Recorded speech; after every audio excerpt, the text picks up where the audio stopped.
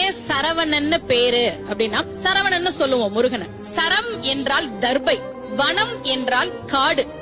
தர்பை காட்டிலே பிறந்தவன் என்பதால் அவனுக்கு பெயர் சரவணன். கந்தசுவாமி எப்படி சரவணனா பிறந்தார் அப்படின்றத நம்ம திருப்புகள் சொல்லுது.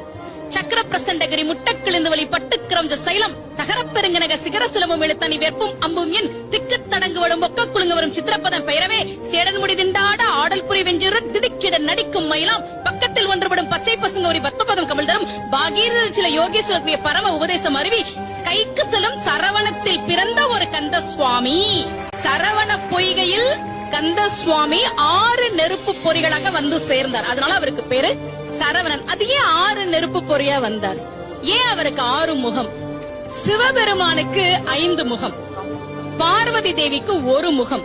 இந்த இரண்டும் சேர்ந்து சிவசக்தி சொரூபமாக முருகப்பெருமான் இருக்கிறான் என்பதால்